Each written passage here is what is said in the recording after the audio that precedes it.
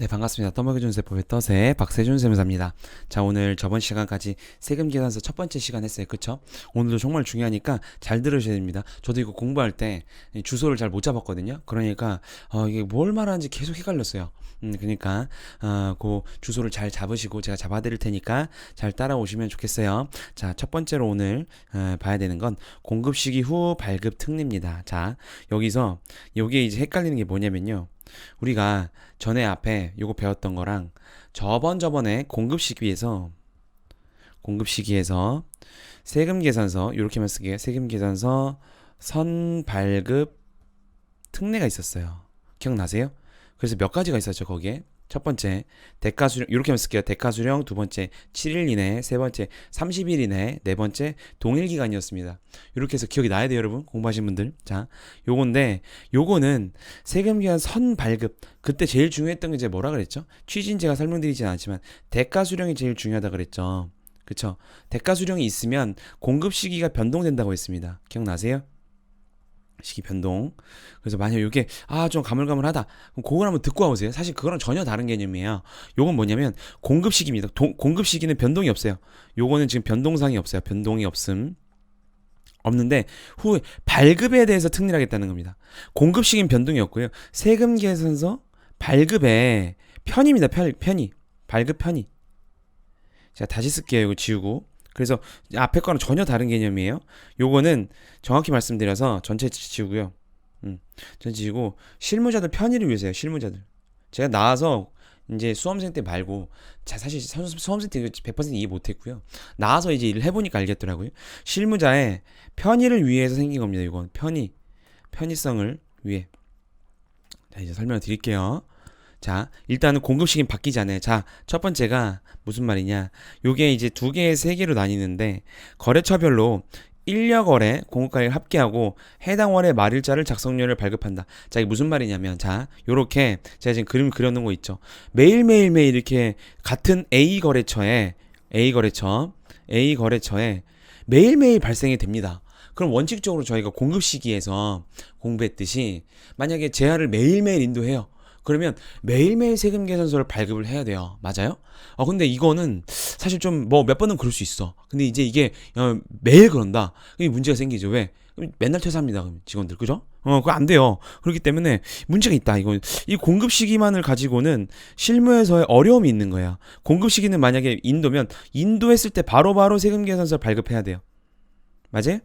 그래서 이거 실무자들 너무 힘들다. 그래서 첫 번째, 거래처별로 인력을 설명해 드릴게요. 인력을 별표 치시고, 여러분 교환 다운받으신 분들 있죠? 교환은 이제, 제가 이제, 요거는 유료로 지금 다운받게 돼 있습니다. 그쵸? 그건 양해를 구하고요. 아니면 뭐 이제 못 뽑으시는 분들은 종이책을 사시면 돼요. 두 개 올려놨죠? 그래서 인력을 별표 치시고요. 인력을 설명해 드릴게요. 인력월에 공급과 합계합니다. 한 번에 합치는 거예요. 그리고 해당 월에 무슨 일? 말일자. 다시 주고.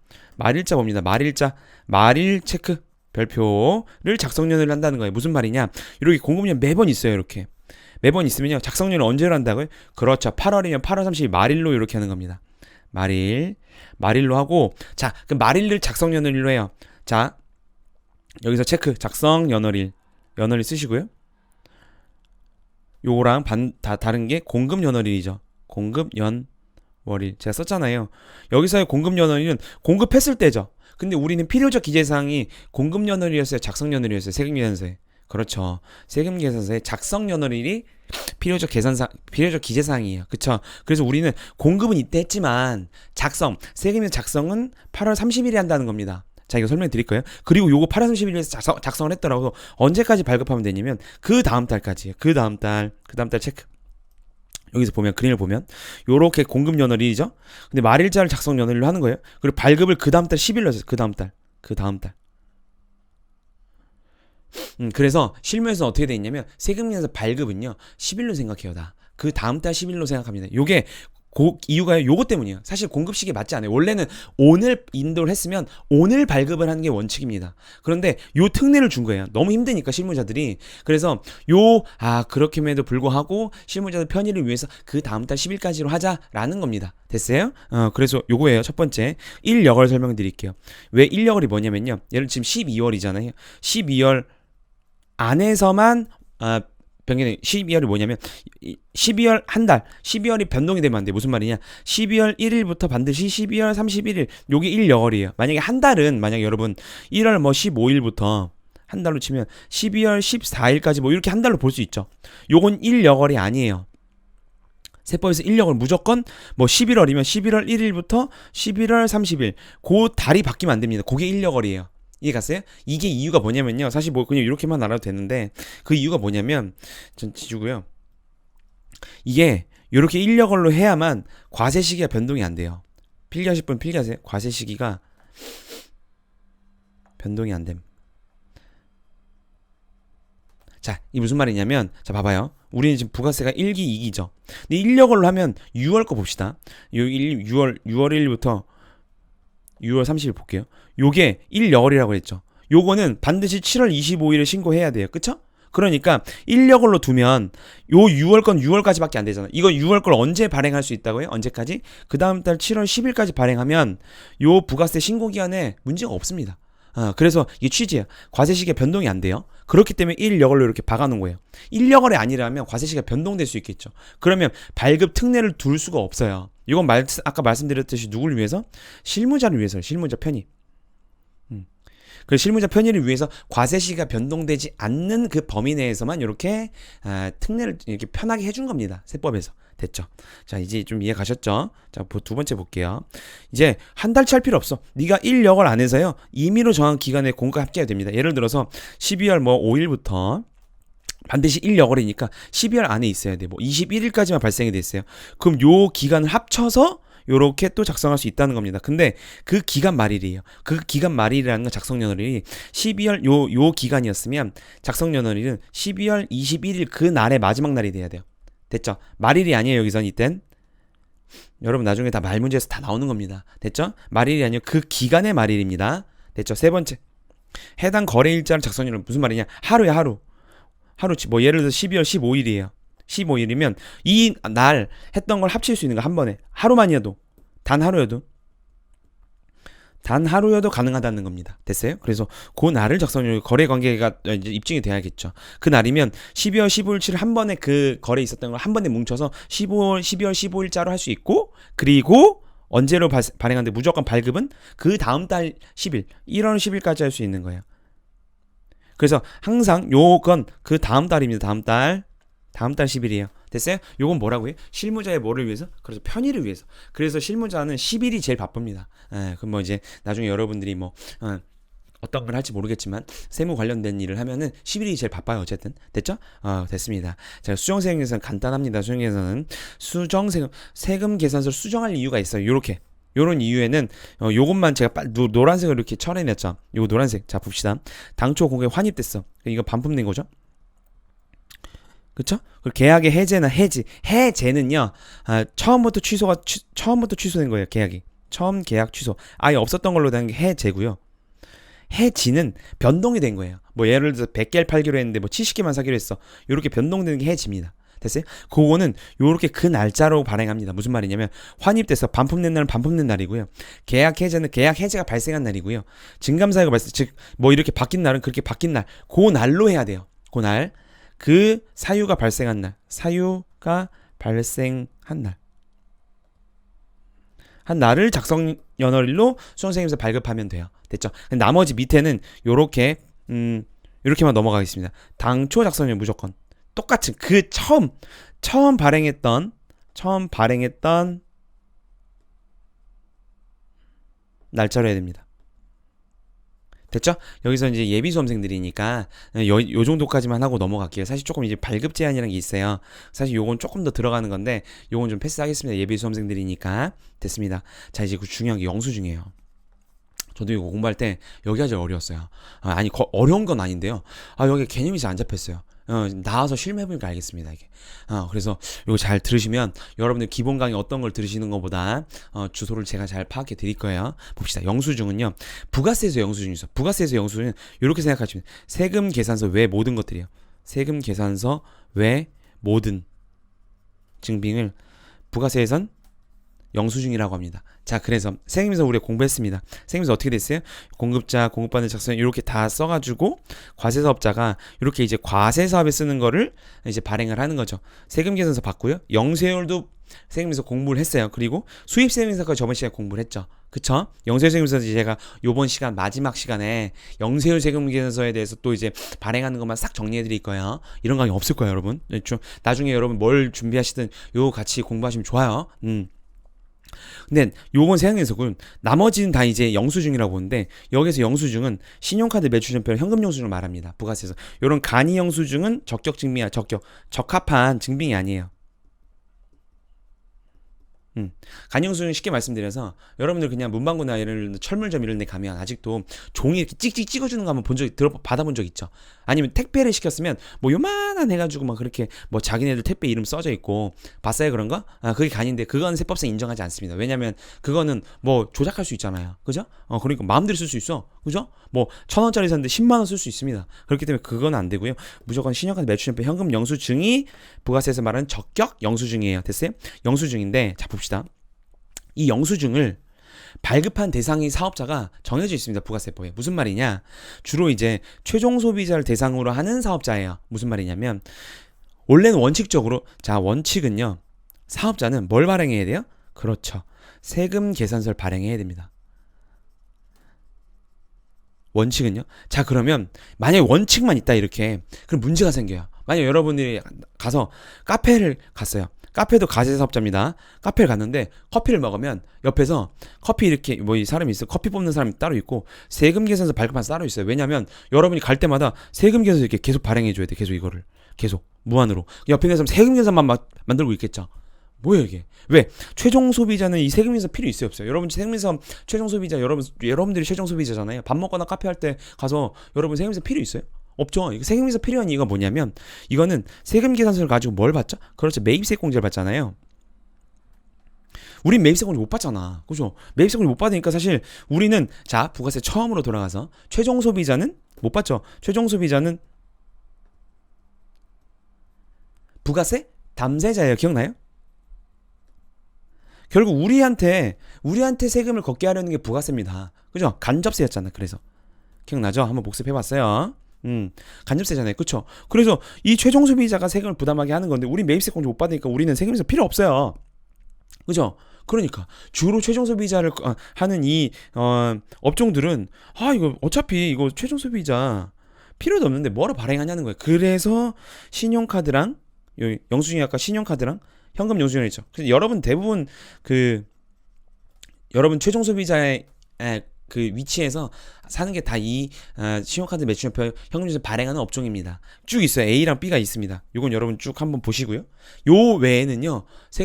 신용카드는 현금영수증 발행할 수가 없어요. 대표적인 건설업 봅시다. 건설업 여기 없거든요. 건설업은 신용카드나 현금영수증을 발행할 수가 없어요. 됐죠? 업종이 있습니다. 그래서 건설은 발행하고 싶으면 무조건 세금에서 발행해야 돼. 대표적인 그래서 요건 제가 이렇게 요약을 한 거고요. 보면요. 그래서 요렇게 영수증을 발행한 업체가 A랑 B가 있다는 거예요. 자, 그런데 A랑 B가 나뉩니다. 이게 중요해요, 여러분. 자, 보면요. 나뉘어서요. A는요. 세금 계산서를 발행할 수 있는데도 불구하고 영수증을 발행하게 해준 거예요. 이해 갔죠? 그런데 B는요. 세금 계산서 발행할 수가 없어요. 즉, 이 세금 계산서를 이 B의 집단을 뭐라고 하면요. 세금 계산서 발급 금지 업종이라고 합니다. 뭐냐면 부가세에서요. 세금 계산서 발급을 아예 막아놔 버렸어요. 금지시켜 버렸어요. 뭐냐면요. 일단 다시 정리. A랑 B는 일단은 영수증 발급 대상 사업자예요. 왜? 주로 최종 소비자 대상으로 하니까. 근데 A랑 B로 나누는데 A는 세금 계산을 발급할 수 있습니다. 그런데 힘드니까 영수증 너 발급해라고 해준 거고요. 부가세에서. B는요. 세금 계산 아예 발급 못하게 막아놨어요. 너는 영수증밖에 발급 못해. 라는 겁니다. 무슨 말이냐면 B 보면요. B 봅시다. B가요. 요런 거예요. 목욕, 이발, 미용업. 역외군수어 요것만 봅시다. 목욕, 이발, 미용. 여러분 사업하면 저도 머리 잘라야 되거든요. 머리 이렇게 막 기르고 막 대표님들 만나봐. 그러면은 미팅하러 가는 도중에 도망가겠지. 그쵸? 그렇지 않아요? 자, 그럼 사업할 때 필요한 거잖아요. 미용. 냄새 나면 안 되잖아. 목욕도 해야 되잖아. 목욕탕 가서 요즘 코로나 때 못하지만 어쨌든 그죠? 땀도 빼야 돼. 그죠? 역외군수업. 그리고 뭐 이제 뭐 출장 가면 KTX 타거나 비행기 타고 갈 수 있죠. 저도 필초 출장 갈 지방에 있는데 이번에 KTX 탔어요. 그럼 나 사업용으로 쓴 거잖아. 그죠? 그런데 봐봐요. 요런 것들은요. 개인적으로 쓸 확률이 더 크죠. 개인적으로 쓸 확률이 커요. 맞아요? 왜? 봅시다. 비행기를 타고 제주도를 출장으로 갈 수도 있지만 비행기를 타고 내가 놀러 갈 수도 있죠. 세법이 이건 알 수 없습니다. 그죠? 그러니까 아예 막아놔 버린 거야. 이거 사업용으로도 쓸 수 있는데 너 사업용으로 쓸 확률이 적어. 이거 넌 사업용 안 쓰는 거야. 그러니까 세금에서 발급하지 말라고 막아버린 거야. 막은 이유가요. 막은 이유가 자 이제 뒤에서 공부하겠지만 그 받은 자 즉 매입한 자 있죠. 매입한 자에 매입세 공제를 못 받게 하기 위함입니다.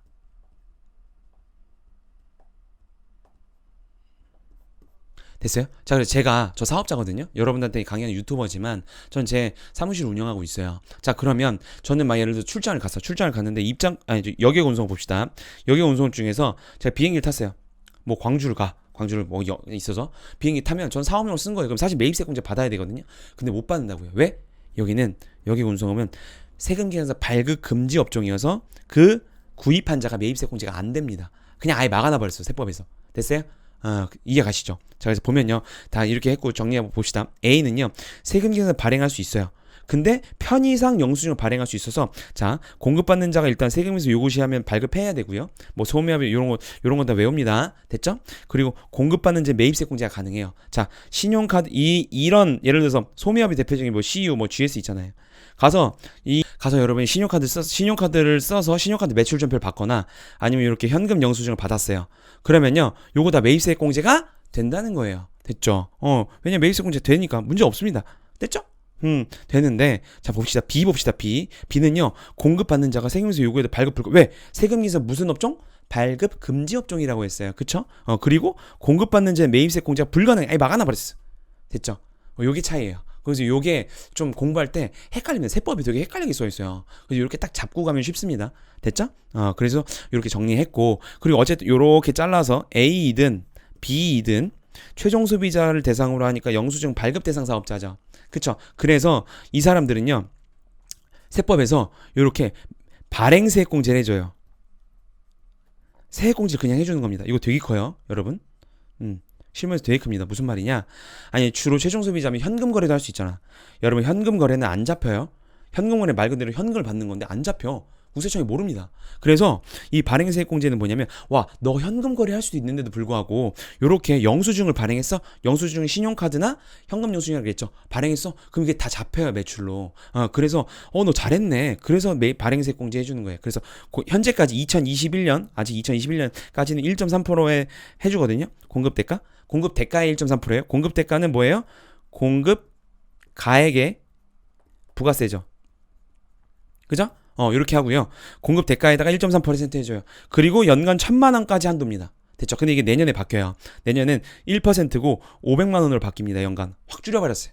어쨌든 이렇게 체크하세요. 여러분 지금 교환 있는 분들은 지금 아직 확정은 안 됐거든요. 제가 내년 시행령 반영되고 다시 새로 강의 올려드릴 거야. 어쨌든 그땐 반영하겠지만 현재까지는 현재법으로 만든 거예요. 근데 내년에는 일단 1%고 500만 원으로 지금 들어와 있습니다. 이게 지금 확정이 될지 안 될지 내년 2월 28일까지 가봐야 돼요. 이게 워낙 또 세법이라는 게 되게 정치도 연관되어 있는 거기 때문에 어쨌든 그렇습니다. 대신에 됐고요. 그리고 직전 연도 사업장 공급가액 10억 초과는 제외야. 개인이면 개인이라도 법인은 아예 안 돼. 법인은 이거 안 해주고 아예. 법인은 아예 안 해줍니다. 근데 개인도요. 직전 연도에 사업장별 공급가액 10억 원이 좋아. 10억 원이면 사실 많이 벌는 그래도 개인인데 그죠? 그렇기 때문에 그런 분들은 또 안 됩니다. 됐죠? 됐고요. 됐습니다. 자, 그래서 요렇게 됐고 그래서 이렇게 A 업종으로부터 받는 요런 영수증이 매입세 공제가 된다는 걸 제가 써놓은 거예요. 됐죠? 오케이 됐습니다. 자 그리고 마지막 정리하고 끝낼 건데 오늘 영세율인데 세금에서 발급해야 되는 이건 국내 거래예요. 요거는 제가 다 영세율 때 말씀을 드렸으니까 빨리 설명하겠습니다. 자 내국 신용증 구매하기에서 요거 0%죠? 국내 거래입니다. 그죠? 그리고 원료의 반출 중에서 요거 있죠. 사실 얘한테 제가 제공한다고 했잖아요. 그래서 이것도 국내예요. 영세율 세금에서 발행해야 되고 요것도 국내 거래예요. 그래서 영세율 세금에서 발행해야 돼. 요건 제가 설명했으니까 넘어가는 거예요. 됐죠? 자, 그리고 요 하도급자가 제공하는 요것도 국내 거래라고 했어요. 가서 같이 공사는 하지만 결국에 원도급자한테 공급하는 거잖아요. 그래서 요것도 영세율 세금에서 발급해야 되고요. 수출자 임광유 요것도 우리나라 국내 거래입니다. 그래서 영세율 세금에서 발급해야 되고요. 그리고 요것도 국내 거래예요. 됐죠? 그리고 요것도 영세율 세금에서 발급을 해야 됩니다. 그래서 영세율인데 세금에서 발급하는 거는 국내 거래, 국내 거래. 이해 갔어요? 그쵸? 국내 거래입니다.